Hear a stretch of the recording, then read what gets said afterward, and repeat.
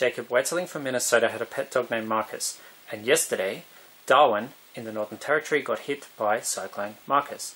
Yesterday was Saturday, the 17th of March, 2018. And today is Sunday, the 18th of March, 2018. And the guy who Jake named his dog after was actually a footballer named Marcus Allen. And his name, if you add up the letters in the name of this footballer, Marcus Allen, according to the place of the letter in the alphabet. So, you know what I mean. It's not rocket science. Nathan Breeze has the same value, and that's Jake's friend from Australia, Nathan Breeze. A boy who died aged 13 in Australia's worst ever bushfire disaster, Black Saturday. And today is Sunday. Yesterday was Saturday. And overnight, big bushfires broke out in Victoria, which is where Nathan's from. But Nathan was also a frequent visitor to Darwin, because his dad lived in Darwin, his mum lived at Kinglake West near Melbourne. So Nathan Breeze has the same value as Marcus Allen. Marcus was Jake's dog. I've connected Jake and Nathan for some time now, spiritual allies, allies against religious hypocrisy, political hypocrisy, religious authoritarianism, political authoritarianism, it's all the same. You know, in Australia you've got a choice between two major parties in politics. This is two major parties who are both absolutely cruel and heartless, if you ask me, just from my own personal experience. And I personally don't plan to vote for either in future. I'm going to leave my ballot paper blank, and I'm just going to vote for who I want to vote for in the Senate, because I think that's the only way you can respond to cruelty. And I personally have suffered cruelty in my life, from being treated cruelly by people in government. My response isn't to become a climate change denier, and it isn't to become a right-wing lunatic. But I do resent government that is cruel. And I have experienced firsthand that Peter Dutton, the head of Australia's Department of Immigration and Border Protection, is very cruel, and he is a racist. I've experienced it firsthand. And I'm going to play something for you now, which includes a little discussion of Peter Dutton. The Skripals were, in all likelihood, not attacked in the street. Not attacked in the street. What, by a savage dog? Remember, Jake had a dog named Marcus. Previously thought, but poisoned in their own home. Indeed, one of the most strongest theories is that they consumed a substance which was provided to the father by the daughter, which she also consumed and ingested. So there's no way even to rule out the possibility of suicide on the basis of the evidence that we currently have. But Russia did it. Okay, but if not Russia, then who? That would be the question. Okay, Ross, we're going to move on.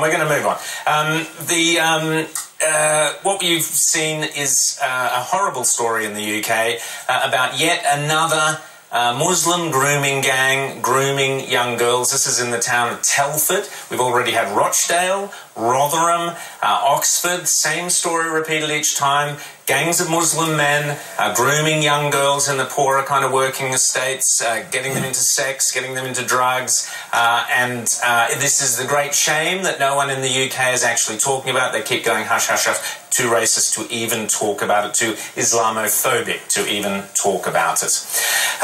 Ross, also, I just want to quickly introduce Carolyn Gudger to our audience before we go to a break. Carolyn Gudger, you won't have heard of her, but you should have.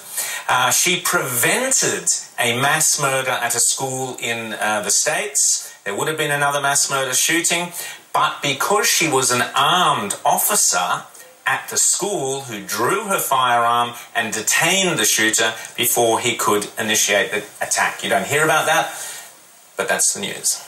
I like the fact that Donald Trump, taking the advice of Karl Popper, who we mentioned previously, he said that when something is obviously not working, when a thesis cannot be supported by evidence, we dump the thesis. He says that's the indicator of real science, where he says pseudoscience is when no matter what the evidence shows you about how a thing is failing, you stick to the ideology. That is pseudoscience. Donald Trump, seeing these school shootings everywhere, is saying, OK, well, whatever approach we're taking, it's not working. And he has actually come out and said he'd even be open to... well, it's the same on the war on drugs. Yes. He's saying we've lost the war on drugs. Whatever approach we're taking is not working. We need a different approach. And that's what we want from the Australian leadership, where, you know, Jay Weatherill, as the blackouts were rolling out across South Australia week after week after week, somebody needs to say, you know, Jay, this is not working. And the South Australian people, congratulations, have said that yesterday. We're going to a break. Don't go away. You're with Outsiders. Interesting. They don't mention the tornadoes that knocked out the power in South Australia. That I don't think you can blame on Jay Weatherill, even though Weatherill, maybe he does control the weather. Maybe he does. Maybe they're right. Maybe they're onto something. I don't know. Maybe they are. Maybe they're geniuses. Maybe I'm the stupid one. I don't know. I don't know anything. I rely on Jake and Nathan for all my information. Everything I know, everything I believe, everything I feel comes from Jake and Nathan. So don't blame me if sometimes I get it wrong. It's possible. Possible. Although highly unlikely that I will occasionally be wrong on something. Ads. Don't you love ads? I live for ads. I absolutely live for ads. I don't mind these kind of ads, the ones that are about something interesting. But you know these ads that come on like full blast? Like advertising stuff, that so many words, so loud, that you just want to, you know, throw something at your TV? Why do they do that? Why do they do that? It's so annoying. It's like, seriously, just leave the ads at the same volume as the TV show, and then people might not mute or forward wind the ads. But when you blast all this crap into people's ears, it's like, oh my god, oh my dog, Marcus, why do they do this? Oh, come on, come back. They're going to talk about, like I said, they're going to talk about Dutton. Peter Dutton. Not a racist, no, not at all. Not at all. Peter Dutton. No. Why would he be racist?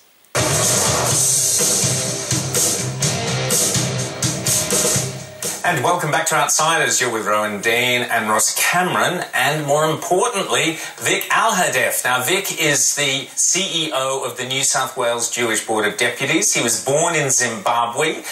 He grew up and spent a lot of his life in South Africa, where he was an editor of the Cape Times, was it? Yep, Vic. And Vic's been in Australia since 1984.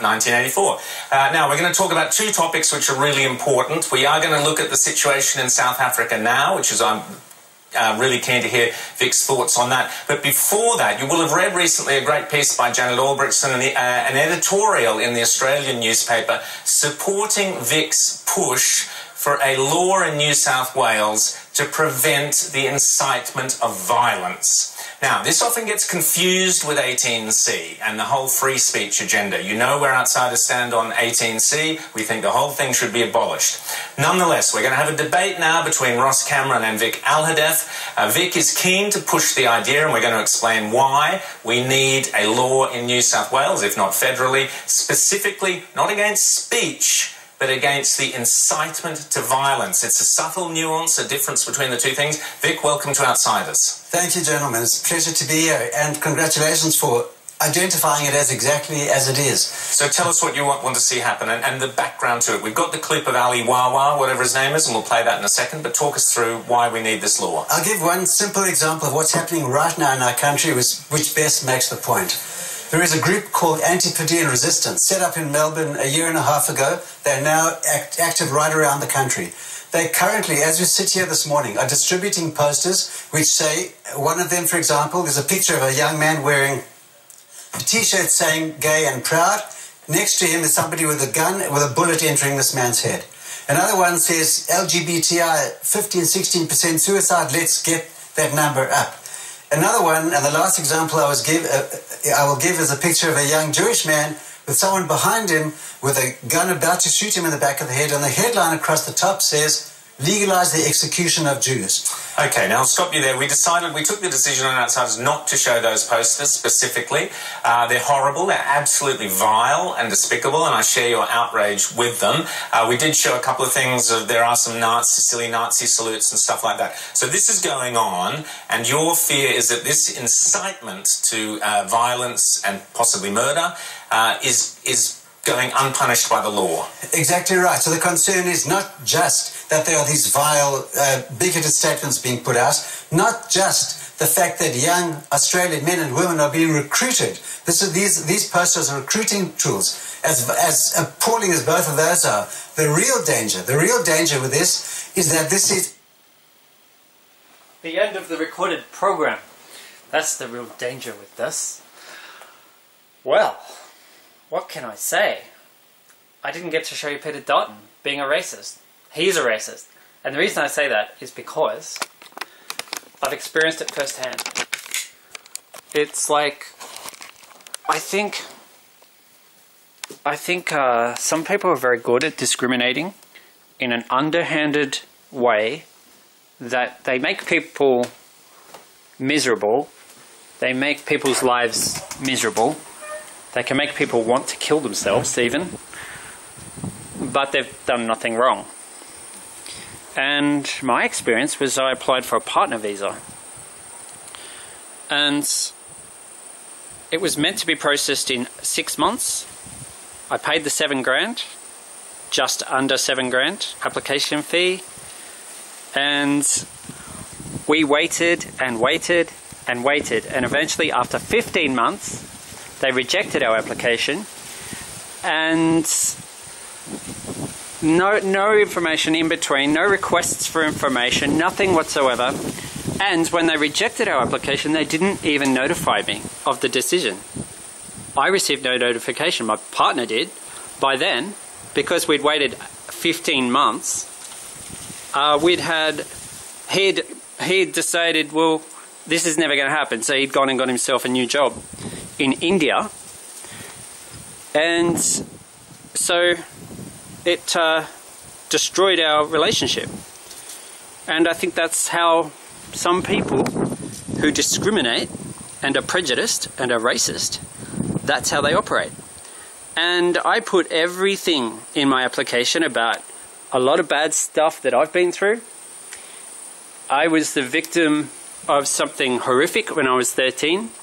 Immigration didn't care. They didn't give a crap. They didn't even respond. They didn't even have the decency to let me know the outcome of the decision.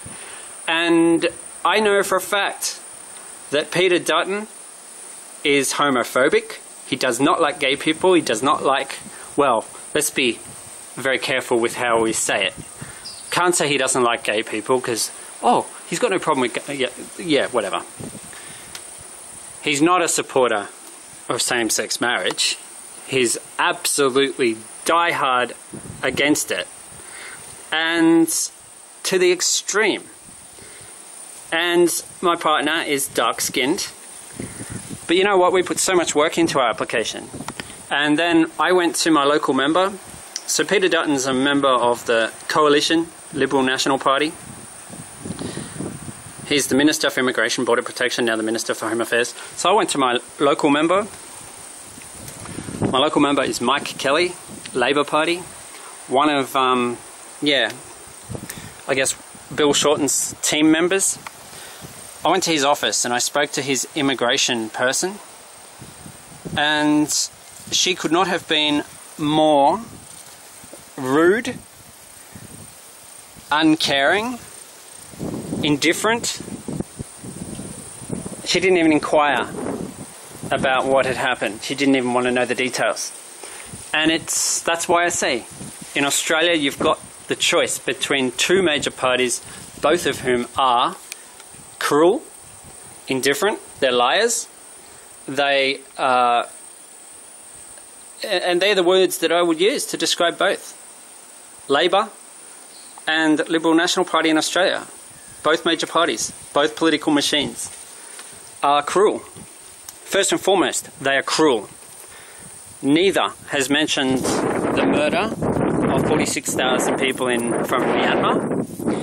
And neither party seems to give a crap about that. And I think you have to experience cruelty firsthand to understand it, to know what discrimination truly means. You have to experience it. And I've experienced it, so I know how these people work. And yeah, you can oppose posters that show, promoting killing and all the rest. That's like child stuff. That's like, it's awful, it's terrible. It's like, well, usually actually that's really angry people that are doing that, people that have got a real strong emotional investment in something, or it is extremism. So yeah, it's fine to oppose that. It's good to oppose extremism and the promotion of killing and the promotion of violence.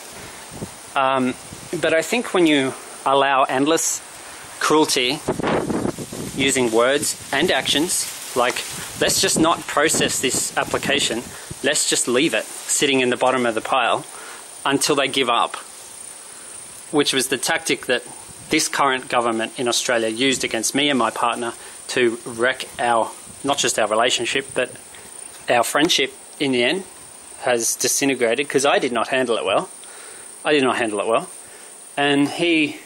And I put in my application that I've got mental health issues. I included over 1,000 pages. 1,000 pages. And we ticked all the boxes. We did everything. Even on a visitor visa, they made us wait. Instead of the usual 30 days, we had to wait over 3 months. And that's what actually caused all the problems. Because then my partner got a job. He had to get a job. He couldn't wait forever. He had to get a new job in India. So he could only come when we finally got it approved, after I blew my top. And I said, I'm going to predict some kind of disaster. If you guys mess with me, I'm going to get revenge somehow.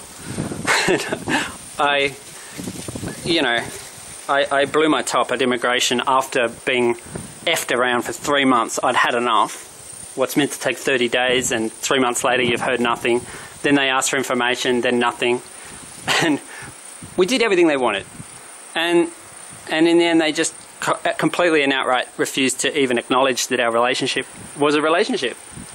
And they killed it. And that's how they did it. That's how they went about it. Cruel. And very cruel, actually. It's changed my life, and definitely not for the better. And when I went to my local member, like the other side, the other team, the team that you think, well, they've done the wrong thing. This government's done the wrong thing. They've got a racist, homophobic Minister for Immigration who's done the wrong thing, whose attitude has gone right through the whole department. They didn't even take our application seriously. They talked us into doing it. They took our money. They took our $7,000, my $7,000, which I borrowed. I'm a low-income, guy with mental health issues. They took my money. They talked me into doing it. They took my money. Then they just sat on it for 15 months. It's disgusting. It's worse than disgusting. It's cruel.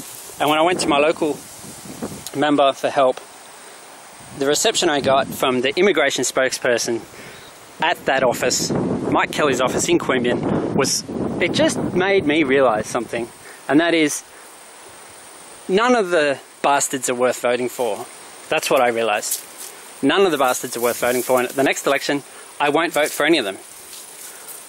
I will maybe vote in the Senate. But if I do, I will vote against both major parties, because I have experienced firsthand the cruelty that they embody and represent. So yeah, Jacob Wetzling had a dog named Marcus. Marcus hit Darwin yesterday. Bushfires are burning in Victoria today. Nathan Breeze died in the Black Saturday bushfires. So when it comes to little kids being burned to death deliberately,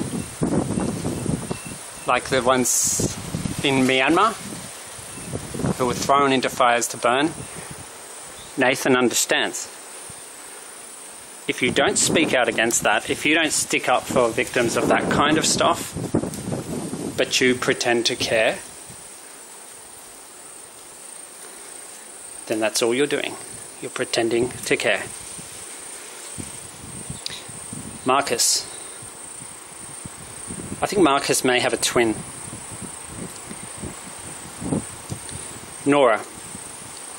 The word Nora has the same value as the word evil. 48.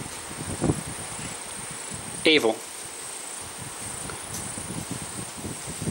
Evil Nora.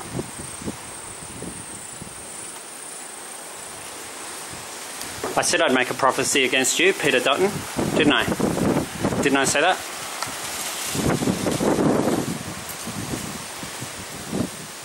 Jake and Nathan know a few things.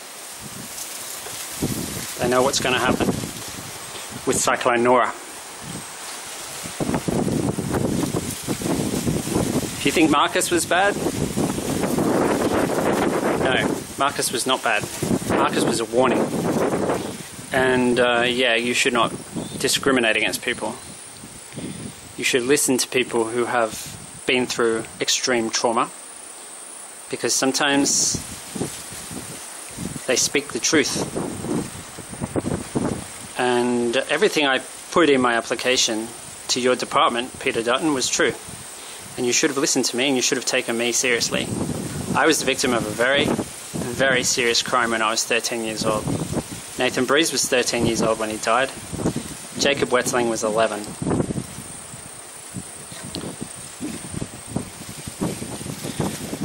Homophobic, racist, climate change denying. Now you want to make it easier for people to import American guns into Australia? You're a creep, Peter Dutton. You're a creep. You're a liar. And no amount of crap is going to change my mind about that.